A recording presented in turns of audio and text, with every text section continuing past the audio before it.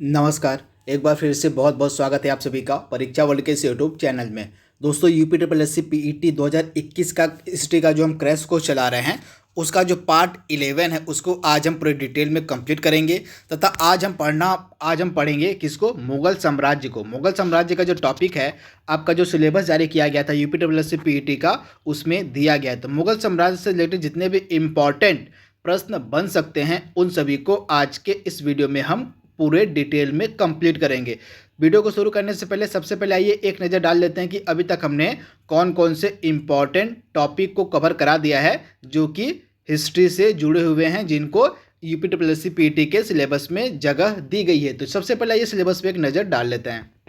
तो यहाँ पे आपके स्क्रीन पर आप देख पा रही है UP triple S C PET history का सिलेबस। तो अभी तक हमने क्या क्या कंप्लीट करवा दिया है, तो हमने सिंधु घाटी सभ्यता कंप्लीट करा दिया है, वैदिक संस्कृति, बौद्ध धर्म, जैन धर्म, मौर्य वंश, गुप्त वंश, हर्षवर्धन। इसके बाद हमने क्या कंप्लीट कराया है, सल्तनत काल को हमने हाल ही में कंप्लीट करवाया। आज हम पढ़ेंगे किसको, तो मुगल साम्राज्य को आज हम कंप्लीट करा देंगे। इसके बाद हमारा जो अगला लेक्चर होगा वो होगा मराठा किंगडम के ऊपर। तो आइए आज का लेक्चर शुरू करते हैं और जितने भी इंपॉर्टेंट प्रश्न बन सकते हैं जो आपके UP triple S C PET exam के लिए महत्वपूर्ण हो सकते हैं मुगल साम्राज्य से रिलेटेड, उसको वन बाय वन करके कंप्लीट कर लेते हैं। तो अगर आपको वीडियो पसंद आए तो वीडियो को लाइक कर दीजिएगा, वीडियो को शेयर कर दीजिएगा। इसके साथ अगर आप हमारे चैनल में पहली बार आ रहे हैं तो हमारे चैनल को सब्सक्राइब भी जरूर कर लीजिएगा। तो चलिए आज के वीडियो को शुरू करते हैं। तो पहला प्रश्न आपके स्क्रीन पर है, वन लाइनर सभी प्रश्न हैं जो आपके एग्जाम में पूछे जा सकते हैं। तो पहला प्रश्न है, मुगल काल की राजभाषा कौन सी थी। तो मुगल काल जो था उसकी राजभाषा थी फारसी। तो आपको ध्यान देना है, मुगल काल की राजभाषा थी फारसी। तथा एक चीज़ आप ध्यान दीजिएगा, मुगल काल कब से कब तक रहा था, तो 1526 से लेकर 1707 तक जो है आपका मुगल काल था। तो इसे आपको ध्यान देना है, 1526 से लेके जो है 1526 से लेके 1707 तक जो है औरंगजेब की 1707 में मृत्यु हो जाती है, तभी तक माना जाता है मुगल काल को। तो इसे भी आप याद रखिएगा। इसके बाद जो मुगल काल था इसकी शुरुआत होती है बाबर के द्वारा। तो आप याद रखिएगा, बाबर के द्वारा जो है मुगल साम्राज्य की शुरुआत की जाती है 1526 में। तो आगे से भी हम फैक्ट डिस्कस करेंगे। तो एक छोटी सी नज़र थी आपको, मैंने बता दिया। तो पहला प्रश्न क्या कह रहा है कि मुगल काल की जो राजभाषा थी वो कौन सी थी, तो फारसी थी मुगल काल की राजभाषा। दूसरा प्रश्न है, मुगल काल में किस बंदरगाह को बाबुल मक्का कहा जाता था। तो मुगल काल में किस बंदरगाह को बाबुल मक्का कहा जाता था, तो सूरत का जो बंदरगाह था मुगल काल में, इसको बाबुल मक्का कहा जाता था। अगला प्रश्न है, मुगल चित्रकारी ने किसके शासनकाल में पराकाष्ठा यानी कि चरम पे थी मुगल चित्रकारी, आपको बताना है। तो चित्रकारी का जो टाइम पीरियड था यह जहांगीर के शासनकाल में एकदम चरम पे था। तो राइट आंसर आपको जाएगा, जो जहांगीर का टाइम पीरियड था 1605 से लेके 1627 ईस्वी का, इसके भी जो है चित्रकारी का जो विकास हुआ था काफ़ी अधिक मात्रा में हो गया था। इसी कारण से जो है जो चित्रकला का स्वर्ण युग है यह कहा जाता है जहांगीर के टाइम पीरियड को। तो इसे आप ध्यान दीजिएगा। इसके बाद अगला प्रश्न है, और मुगल साम्राज्य के मुगल प्रशासन में जिले को किस नाम से जाना जाता था, आपको बताना है। जो मुगल प्रशासन था मुगल काल में उस समय जिले को किस नाम से जाना जाता था। तो मुगल प्रशासन में जिले को जो है सरकार के नाम से जाना जाता था। तो राइट आंसर आपका हो जाएगा सरकार। अगला प्रश्न है, मुगल वंश का संस्थापक कौन था। तो मुगल वंश का संस्थापक कौन था, तो बाबर जो था यह मुगल वंश का संस्थापक था तथा 1526 से लेके 1530 तक यह मुगल वंश का शासक भी था। तो इसे आप याद रखिएगा, इसका टाइम पीरियड आपको याद रखना है। तथा आप ध्यान दीजिएगा, जो पानीपत का प्रथम युद्ध था इसी के द्वारा लड़ा गया था बाबर के द्वारा। तथा जो पानीपत का प्रथम युद्ध था यह 1526 में लड़ा गया था बाबर और इब्राहिम लोदी के बीच, जिसमें इब्राहिम लोदी की हार होती है। तो इसे आपको ध्यान दीजिएगा। इसके बाद अगला प्रश्न आपकी स्क्रीन पर है, मुगल सम्राट अकबर के समय प्रसिद्ध चित्रकार कौन था। आपको बताना है कि जो मुगल सम्राट अकबर था उसके समय एक प्रसिद्ध चित्रकार हुआ करता था, उसका नाम क्या था। तो अब्बू समद मुगल सम्राट अकबर के समय एक फेमस चित्रकार था। तो इसे आप याद रखिएगा, अकबर ने इसे सीरी कलम की उपाधि भी दी थी। ये फैक्ट भी आपको याद रखना है, जो अकबर था उसने इस चित्रकार को सीरी कलम की उपाधि भी दी थी। इसे आपको ध्यान देना है। अगला प्रश्न आपकी स्क्रीन पर है, मुगल सम्राट औरंगजेब कौन सा वाद्य यंत्र बजाते थे। तो मुगल सम्राट जो औरंगजेब था यह वीणा बजाने में एकदम माहिर था। तो आप इसे याद रखिएगा, जो मुगल सम्राट औरंगजेब था यह वीणा जो था बहुत अच्छे से बजाता था। तो आप याद रखिएगा, वीणा बजाता था औरंगजेब। इसका टाइम पीरियड क्या था? तो इसका जो टाइम पीरियड था यह था 1658 ईस्वी से लेके 1707 तक। 1707 में इसकी जो है मृत्यु हो जाती है औरंगजेब की। तो इसे आप ध्यान दीजिएगा। इसके बाद जो औरंगजेब था इसने इसने जो है 1675 ईस्वी में, आप ध्यान दीजिएगा, 1675 ईस्वी में सिखों के नवे गुरु तेग बहादुर का, आप याद देखिएगा, गुरु तेग बहादुर की हत्या जो है औरंगजेब के द्वारा ही करवा दी गई थी। इसे आपको याद रखना है। जो औरंगजेब था इसने 1675 ईस्वी में जो सिख गुरु थे गुरु तेग बहादुर, उनकी हत्या भी करवा दी थी इस औरंगजेब ने। इसे आप याद रखिएगा। इसके बाद जो औरंगजेब था, औरंगजेब के समय जो हिंदू मनसबदार थे इसकी संख्या सर्वाधिक थी। तो ये भी प्रश्न कई बार पूछा गया है कि वह कौन सा मुगल सम्राट था जिसके टाइम पीरियड में जो है हिंदू अधिकारियों की संख्या सबसे ज़्यादा थी उसके शासनकाल में। तो औरंगजेब का जो टाइम पीरियड था, औरंगजेब के समय जो हिंदू मनसबदार थे उनकी संख्या सबसे अधिक थी। तो यह फैक्ट आपको याद रखना है। अगला प्रश्न है, मुगलों को नवरोज का त्यौहार कहाँ से मिला? तो नवरोज का जो त्यौहार है पारसियों से मिला था। तो राइट आंसर आपको जाएगा पारसियों से। अगला प्रश्न है, किस मुगल बादशाह की मृत्यु दीन पनाह पुस्तकालय की सीढ़ियों से गिरने से हुई थी? तो यह मुगल बादशाह था हुमायूं। तो आप याद रखिएगा, जो हुमायूं था इसकी जो मृत्यु थी यह दीन पनाह पुस्तकालय की सीढ़ियों से गिरने से हो गई थी। तथा यह 2 टाइम पीरियड में शासन करता है। पहला टाइम पीरियड इसका था 1530 से 1540 के मध्य। उसके बाद यह दोबारा शासक बनता है 1555 से लेके 1556 के मध्य तथा यह जो गैप है, तो इस गैप में किसने शासन किया था? शेर शाह सूरी का राज्य स्थापित हो गया था। शेर शाह सूरी के द्वारा जो है हुमायूं को हरा दिया जाता है तथा कुछ समय के लिए जो शासन था वह शेर शाह सूरी के पास चला जाता है। तो इसे आप ध्यान दीजिएगा। इसके बाद जो हुमायूं था इससे रिलेटेड कुछ फैक्ट आप याद रखिएगा। जो हुमायूं था यह बाबर के बाद जो है मुगल साम्राज्य की गद्दी पर बैठता है। इसके बाद जो चौसा का फेमस युद्ध था, आप याद देखिएगा, जो चौसा का फेमस युद्ध था, यह युद्ध आपके लिए इंपॉर्टेंट है, चौसा का युद्ध। तो यह चौसा का जो युद्ध था यह 1539 ईस्वी में लड़ा गया था। किसके मध्य? तो हुमायूं और शेर शाह सूरी के मध्य, जिसमें जो हुमायूं की हार हो जाती थी। इसे आप ध्यान दीजिएगा। तो यह फेमस लड़ाई थी जो हुमायूं और शेर शाह सूरी के मध्य लड़ी गई थी, चौसा की लड़ाई जो 1539 ईस्वी में लड़ी गई थी। इसके बाद एक और इम्पॉर्टेंट लड़ाई लड़ी गई थी हुमायूं और शेर शाह सूरी के मध्य, जिसको हम कहते हैं बिलग्राम की लड़ाई, बिलग्राम या कन्नौज की लड़ाई इसको हम कहते हैं, जो 1540 ईस्वी में लड़ी गई थी हुमायूं और शेर शाह सूरी के मध्य। तो 2 इम्पॉर्टेंट युद्ध लड़े गए थे हुमायूं और शेर शाह सूरी के मध्य, इनको आपको याद रखना है। इसके बाद अगला इंपॉर्टेंट प्रश्न है, और किस मुगल बादशाह की सेना में सबसे अधिक हिंदू सेनापति थे? मैंने आपको बताया अभी कि सबसे अधिक जो हिंदू सेनापति थे वह औरंगजेब के सेना में थे। तो राइट आंसर आपको जाएगा औरंगजेब। अगला प्रश्न आपकी स्क्रीन पर है, किस मुगल बादशाह को जिंदा पीर कहा जाता था? तो जिंदा पीर कहा जाता था अगेन औरंगजेब को। तो आप याद रखिएगा, जो औरंगजेब था इसको जिंदा पीर कहा जाता था। अगला प्रश्न है, किस मुगल बादशाह ने अपनी आत्मकथा फारसी में लिखी है? तो यह मुगल बादशाह था जहांगीर के द्वारा जो उसकी आत्मकथा है इसको जो है फारसी में लिखा गया है। तो इसे आप याद रखिएगा, जो मुगल बादशाह जहांगीर था इसने अपनी जो आत्मकथा है उसको फारसी में लिखा है। तो इसे आप याद रखिएगा। जहांगीर के बचपन का नाम क्या था? तो जहांगीर के बचपन का नाम था सलीम। तो यह फैक्ट भी आपको याद रखना है, ये भी कई बार प्रश्न एग्जाम में पूछा गया है। इसके साथ ही जो जहांगीर था इसने तम्बाकू के सेवन पर प्रतिबंध लगा दिया था, ये भी फैक्ट कई बार पूछा गया है।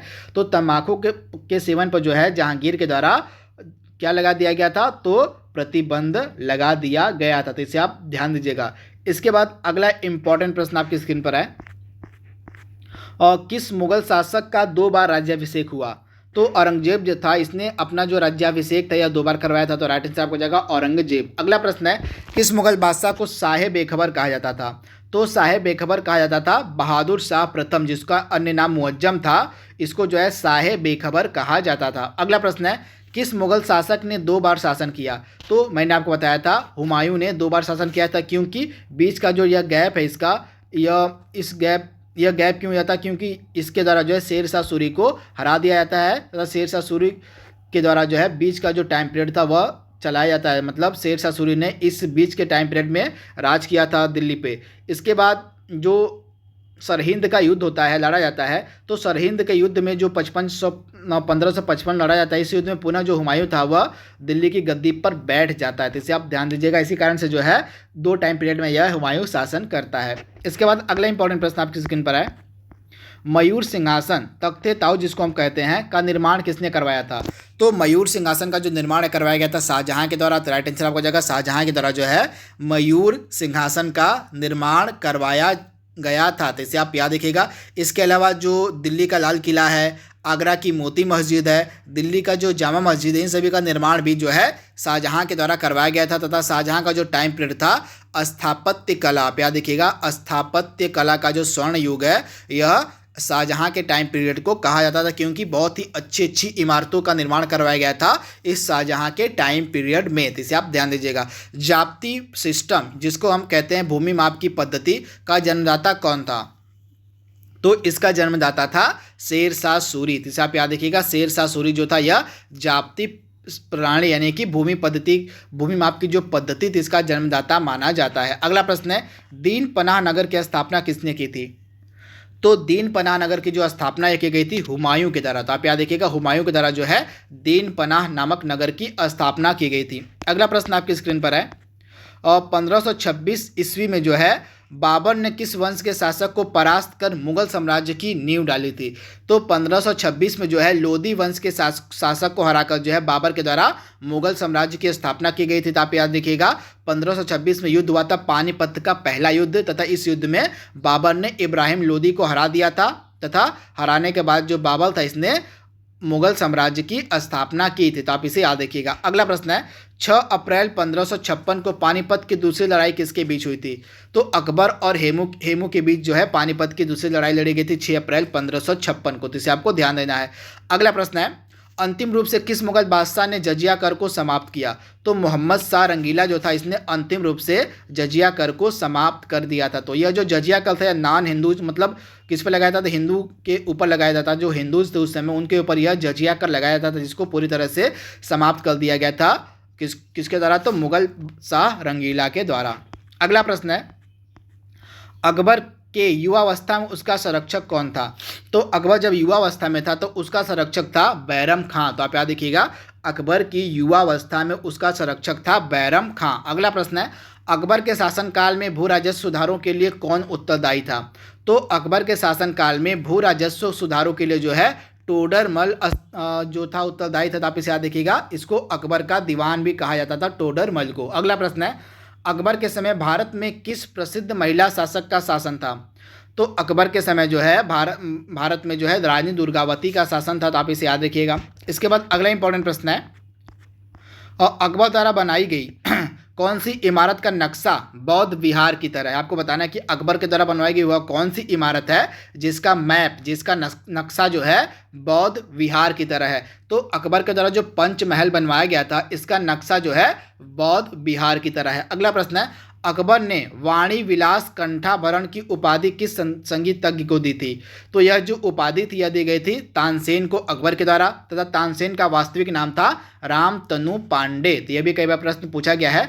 तो तानसेन का जो वास्तविक नाम था वह था रामतनु पांडे, तथा इसको जो है वाणी विलास कंठाभरण की उपाधि दी थी अकबर ने। अगला प्रश्न है, अकबर ने किसे कविराज की उपाधि दी थी? तो कविराय या कविराज की जो उपाधि थी यह बीरबल को दी गई थी अकबर के द्वारा। तभी से आप याद रखिएगा। अगला प्रश्न है,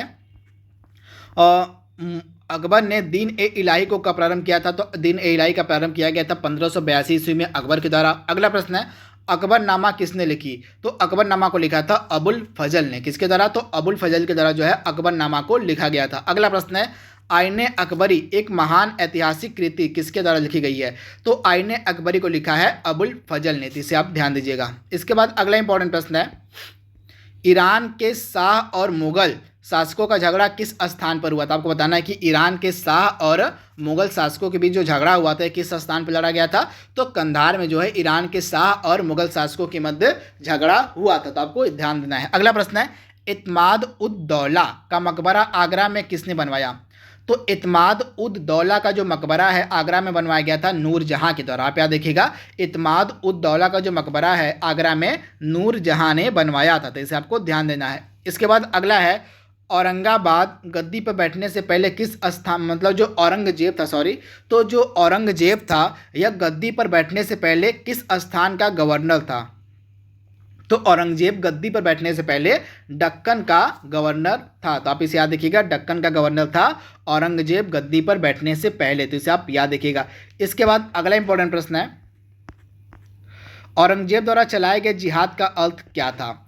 तो औरंगजेब के द्वारा जो जिहाद चलाया गया था इसका अर्थ था दार उल इस्लाम। तो आप याद रखिएगा, औरंगजेब के द्वारा जो चलाया गया जिहाद था उसका नाम था दार उल इस्लाम। अगला प्रश्न है, औरंगजेब ने दक्षिण में किन दो राज्यों को विभाजित किया? तो औरंगजेब ने दक्षिण में जो है बीजापुर और गोलकुंडा को विभाजित किया। तो राइट आंसर आपको जाएगा बीजापुर व गोलकुंडा। अगला प्रश्न है, किस इतिहासकार ने अकबर द्वारा प्रतिपादित दीन ए इलाही को एक धर्म कहा? तो जो अबुल फजल था इसके द्वारा जो है दीन ए इलाही को एक धर्म कहा गया था। तो आप इसे ध्यान दीजिएगा, दीन ए इलाही को जो है अबुल फजल ने एक धर्म की संज्ञा दी थी, जिसे आपको ध्यान देना है। अगला प्रश्न है, किस इतिहासकार ने शाहजहां के काल को मुगल शासन का स्वर्ण युग कहा था? तो ये इतिहासकार हैं A.L. श्रीवास्तव। इन्होंने जो है और शाहजहां के टाइम पीरियड को मुगल शासन का स्वर्ण युग कहा था। अगला प्रश्न है, किस बादशाह के अंतर्गत मुगल सेना में सर्वाधिक हिंदू सेनापति थे? तो औरंगजेब के सेना में जो है सबसे अधिक मात्रा में हिंदू सेनापति थे उस समय। तो आप इसे ध्यान दीजिएगा। अगला प्रश्न है, किस मध्यकालीन शासक ने पट्टा एवं कबूलियत की प्रथा को आरंभ किया? तो पट्टा एवं कबूलियत की जो प्रथा है यह शेरशाह के द्वारा आरंभ की गई थी। तो आप इसे ध्यान दीजिएगा, शेरशाह सूरी के द्वारा जो है पट्टा एवं कबूलियत की प्रथा को शुरू किया गया था। अगला प्रश्न है, किस मुसलमान विद्वान का हिंदी साहित्य के लिए सबसे अधिक महत्वपूर्ण योगदान था? तो हिंदी साहित्य में सबसे अधिक जो महत्वपूर्ण योगदान था यह दिया था अब्दुल रहीम खान खाना। ना पे याद देखिएगा, यह मुसलमान विद्वान है अब्दुल रहीम खान खाना, जिसके द्वारा जो है हिंदी साहित्य में एक महत्वपूर्ण योगदान दिया गया है। अगला प्रश्न है, किस युद्ध को जीतने के बाद शेरशाह ने अफगान सत्ता की स्थापना की? तो अब बिलग्राम का जो युद्ध हुआ था, बिलग्राम के युद्ध को कन्नौज का युद्ध भी कहा जाता था। यह 1540 ईस्वी में लड़ा गया था। किसके मध्य? तो हुमायूं और शेरशाह सूरी के मध्य। इसे आप ध्यान दीजिएगा। अगला इंपॉर्टेंट प्रश्न है, किस युद्ध में भारत में मुगल राज्य की नींव पड़ी? तो पानीपत का जो प्रथम युद्ध लड़ा गया था 1526 ईस्वी में, इस युद्ध ने जो है भारत में मुगल साम्राज्य की नींव स्थापित कर दी थी। तो आप इसे ध्यान दीजिएगा। अगला प्रश्न है, किस राजपूताना राज्य ने अकबर की संप्रभुता स्वीकार नहीं की थी? तो मेवाड़ का जो राज्य था इसने अकबर की संप्रभुता को स्वीकार नहीं किया था। तो आप इसे याद रखिएगा, मेवाड़ राज्य। अगला प्रश्न है, किस वर्ष वैसाखी के दिन 13 अप्रैल को गुरु गोविंद सिंह ने खालसा पंथ की नींव रखी थी? तो 1699 ईस्वी में जो है खालसा पंथ की नींव रखी गई थी गुरु गोविंद सिंह के द्वारा। अगला प्रश्न है, किस विद्वान मुसलमान का हिंदी साहित्य में महत्वपूर्ण योगदान है? तो मैंने आपको बताया था अब्दुल रहीम खान खाना का जो है हिंदी साहित्य में महत्वपूर्ण योगदान है। अगला प्रश्न है, और किस शासक के शासन के दौरान जो है मुगल साम्राज्य की सीमाएं सबसे ज़्यादा विस्तृत हो गई? तो औरंगजेब का जो टाइम पीरियड था इसके शासनकाल में जो मुगल साम्राज्य की सीमाएं थी वह सबसे ज़्यादा फैल गई थी, विस्तृत हो गई थी। तो औरंगजेब इसका राइट आंसर हो जाएगा। अगला प्रश्न है, किस शासक ने नूरुद्दीन की उपाधि धारण की थी? तो जहांगीर जो था इसने नूरुद्दीन की उपाधि धारण की थी। तो आप इसे ध्यान दीजिएगा, नूरुद्दीन। किस शासक ने न्याय के लिए अपने महल में सोने की जंजीर लगवाई थी? तो यह शासक था जहांगीर। जहांगीर जो था इसने न्याय के लिए अपने महल में सोने की जंजीर लगवाई थी। तो राइट आंसर आपका जाएगा जहांगीर। अगला प्रश्न है, किस शासक ने अपने पिता को कैद में डालकर उसकी हत्या कर दी थी? तो यह शासक कौन था? औरंगजेब जो था इसने अपने पिता को कैद में डालकर हत्या कर दी थी, तथा इसका जो टाइम पीरियड था यह था 1658 से लेके 1707 तक, यानी कि 1707 में औरंगजेब की मृत्यु हो जाती है, तथा औरंगजेब को जिंदा पीर के नाम से भी जाना जाता है, तथा यह वीणा जो था बहुत अच्छे से बजाता था औरंगजेब। तो इसको आपको ध्यान देना है। इसके बाद आज का लास्ट प्रश्न है, किस सिख गुरु की मृत्यु के लिए औरंगजेब जिम्मेदार है? तो जो औरंगजेब था इसके द्वारा जो है आप याद देखिएगा 1675 ईस्वी में औरंगजेब के द्वारा जो है 1675 ईस्वी में गुरु तेग बहादुर की हत्या करवा दी गई थी। तो आप इसे याद देखिएगा, तथा यह जो गुरु तेग बहादुर थे ये सिखों के 9वें गुरु थे जिनकी हत्या औरंगजेब के द्वारा करवा दी गई थी। तो यहाँ पे टोटल 50 प्रश्नों को हमने मुगल साम्राज्य से कवर करवा दिया है, जो आपके एग्जाम में यूपीट्रिपलएससी जो पीटी का एग्जाम होने वाला है उसमें डायरेक्टली पूछे जा सकते हैं। तो आज का यह टॉपिक यहीं समाप्त होता है। कल हम एक नया टॉपिक स्टार्ट करेंगे जिसका नाम है मराठा। तो मराठा किंगडम को हम कल पढ़ेंगे पूरे डिटेल में। तो आज के लिए बस इतना ही। Thank you, thanks for watching, thank you.